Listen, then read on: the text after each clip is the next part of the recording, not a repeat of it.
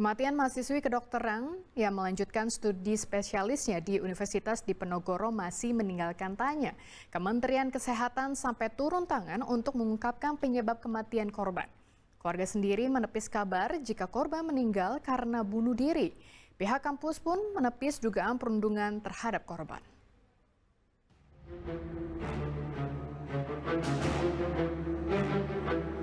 Kematian mahasiswi kedokteran di indekosnya daerah Kota Semarang meninggalkan tanya besar.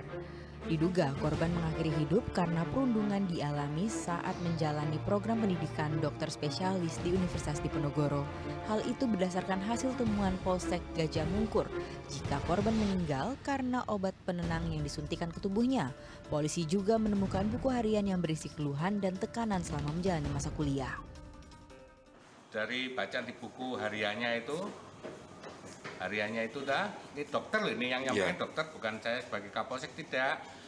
Sudah sering komunikasi bahwa korban ini mengeluh berat. Dia mungkin sudah menyampaikan ibunya bahwa pelajaran ini berat, termasuk juga menghadapi seniornya. Ya dia mungkin bahasanya yang halus, stres itu apa? Bahasa seperti itu loh dia. Namun hal berbeda diungkap Polrestabes Semarang. Dari hasil pengusutan, polisi bersama tim dari Kementerian Kesehatan menyatakan belum menemukan fakta kematian korban karena kasus perundungan.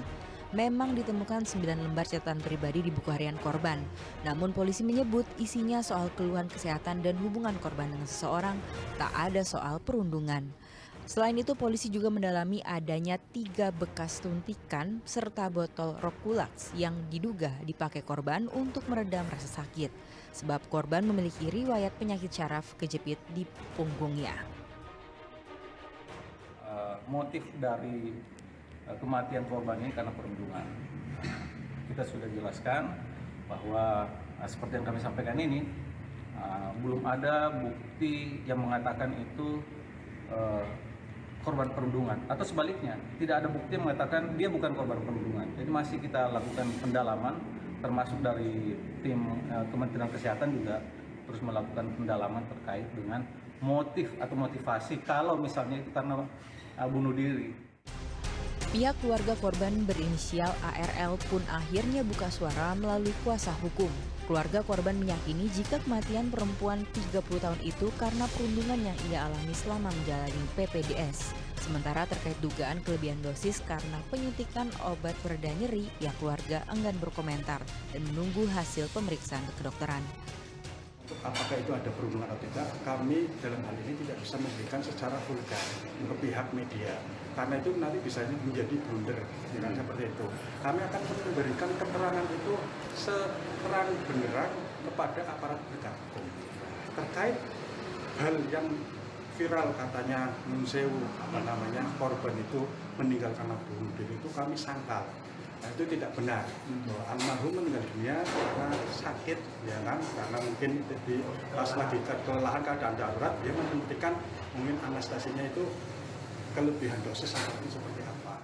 Sementara itu, pihak kampus membantah kematian korban karena dipicu kasus perundungan. Dari hasil investigasi internal, pihak Universitas Diponegoro mengungkap jika kematian mahasiswinya karena masalah kesehatan yang ia derita. Pihak kampus mengaku korban sempat menyampaikan keinginan untuk mengundurkan diri dari studi yang tengah dia jalani karena kondisi kesehatan. Namun karena korban adalah penerima beasiswa sehingga rencana itu dibatalkan. Dari hasil investigasi internal kami bahwa itu tidak benar. Ya, jadi bukan dari perundungan. Berdasarkan kondisi kesehatannya, almarhumah sempat mempertimbangkan untuk mengundurkan diri. Namun karena beliau adalah penerima beasiswa, sehingga secara administratif terkait dengan ketentuan penerima beasiswa, sehingga almarhumah mengurungkannya. Ikatan Dokter Indonesia Wilayah Jawa Tengah juga buka suara. Mereka menyayangkan salah satu rekan sejawatnya meninggal indekosnya. Ketua ID Jateng mengakui jika PPDS akan memakan energi yang besar, terutama untuk studi anestesi yang diambil korban. Terkait adanya dugaan perundungan, pihaknya mendorong dan mendukung Kemenkes untuk menginvestigasi kebenarannya. Bahkan menghentikan sementara program studi anestesi Fakultas Kedokteran Undip di RSUP Dr. Karyadi, Semarang. dia akan mendorong dan ikut, kalau dilibatkan akan memberikan masukan-masukan agar hal ini tidak berulang kembali. Kalau kita memang harus dievaluasi sana, dia akan mendukung evaluasi tersebut. Jangan sampai BPJS itu kelelahan, karena yang dihadapi adalah manusia.